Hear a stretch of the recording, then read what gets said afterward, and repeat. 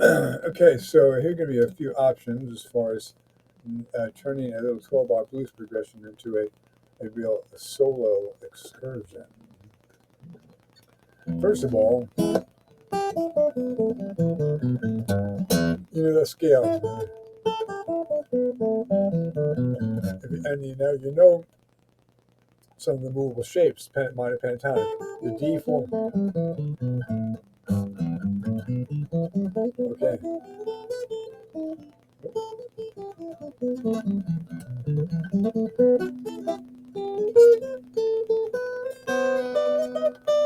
all right.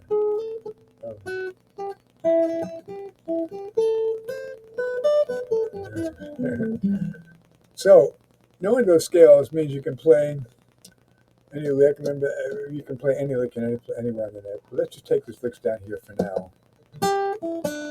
Basic blah blah blah and E minor pentatonic. So I'm going to play first just the root of the chord.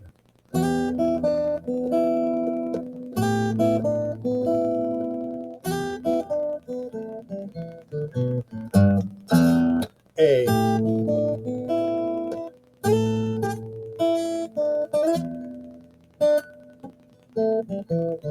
B, A, E.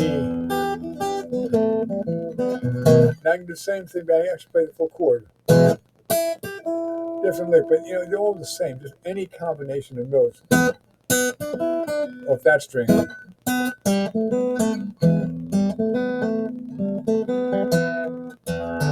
Anything, you can play like any note.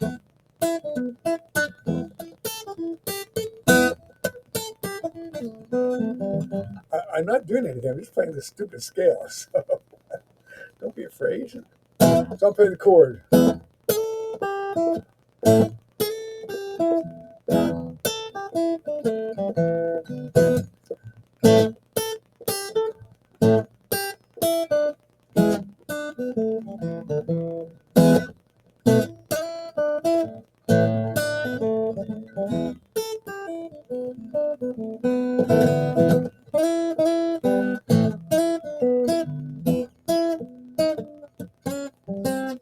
Make that up. I'm going to go play one of the upper scales.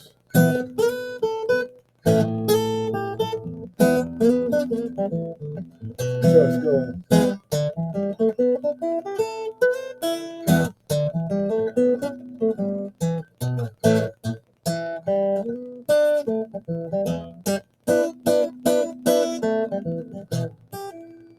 I could go on and on. You know these scales. So to play the chord, keep within the framework of the 12-bar blues, play the chord, and play a line. And play with that for a while because I really think it'll open up the whole, it'll just open things up where you're playing. You're actually playing a complete, you're not just playing the chord, you're not just playing melody, you're incorporating the whole thing.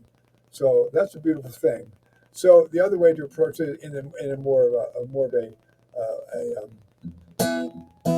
formulaic, and this moves into more, the Piedmont blues, Delta blues, ragtime blues, Chet Atkins, that alternating thumb, and the pattern we were looking at today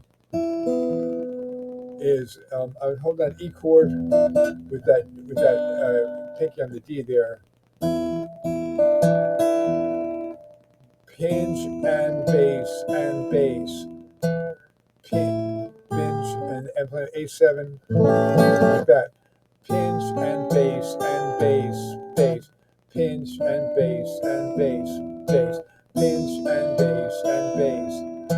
Pinch and bass and bass. Pinch and bass and bass. Pinch and bass and bass. Pinch and bass and bass. Pinch and bass and bass, bass. Pinch and bass and bass, bass. So the next thing is those alternate seventh chords. There are four of them, and they work in two pairs of them. The first one is based on a D7, okay, with the root just like our D7 chord, the root is, now the root's going to be, wherever you move that shape up and down the neck, will be on the 4th string. Now the other chord is a very useful chord. Now I'll show you where this comes from. You take a C chord, you can add that 3rd fret of the 1st string, which is a G, which is a note included in the C chord. It's just a slight variation of the C chord. And you could also play a C7. So if you let go of the root of the C chord and just played that added G chord and the 7th chord, you get this chord. And this chord's utility is really mostly in E and A, because E and A, you got the open bass string. But in those keys, it's a hugely powerful chord. The root now, just like in the C chord down here, the root is here, but if you let go of the root there, the root actually now is on the 2nd string. That's the only root that resides in this particular shape. Okay, so we're going to take these two, the first two shapes, the one that's based on the D7 and the one that's based on the C. And remember that the root now of the D form is on the 4th string. So move that to the 2nd fret. It's an E7. And the same pattern: pinch and bass and pinch and bass and bass. Now, by holding this chord down, slide up 3 frets and just replace your 1st and 2nd finger. They just kind of do that little dance. They just step over and become this. Now, because this is a version of the C chord, the root's on the 2nd string. That's an E. So now I've got, the key is to keep these 3rd and 4th finger on the guitar, and they're like they're on runners. You just slide, and while you slide up and rearrange your 1st and 2nd finger. Okay? So, and now that's an E. If I want to do it in A, I'd go up to here. That's an A on the 4th string. I can play there, slide up 3 frets. I've got the C form up here. So just with those 2 forms, I could play a whole 12-bar blues using that right-hand pattern.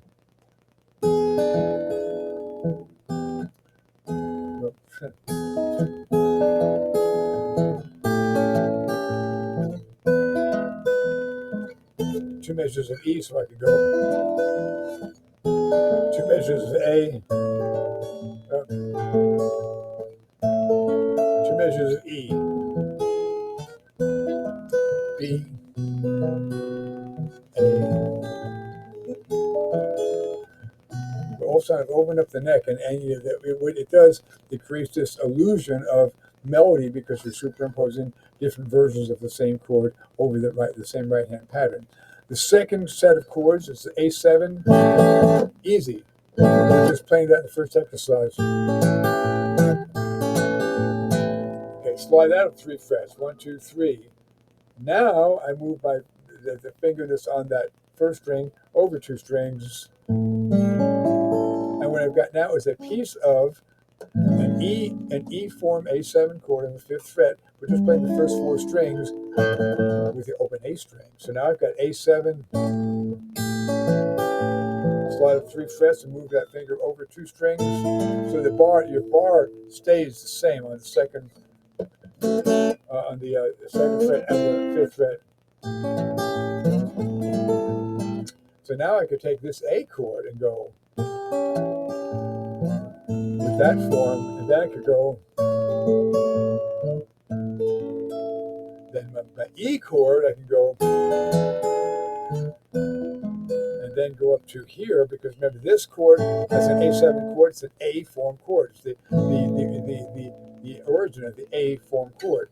Up here, they're playing an E with the A form chord, make it a 7th chord, same chord, A7, E7. And when I'm up here now, I slide that up 3 frets. So I've got 4 chords for the E and the A. I've got for the E. For the A, I've got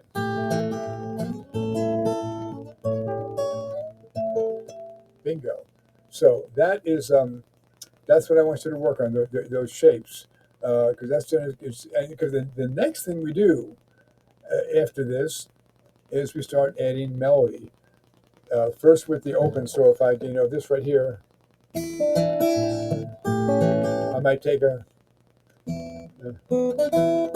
it's in the book, that lick.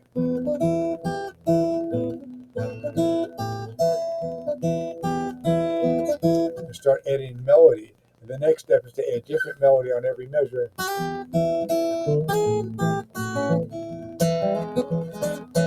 And then you are playing the piano and the guitar. Anyway, it's a lot of stuff. I think this is going to be an avenue that we should explore for the recital if you choose to do it. Yeah, but also think of some other songs that you might want to play. Anyway, this is fun. See ya.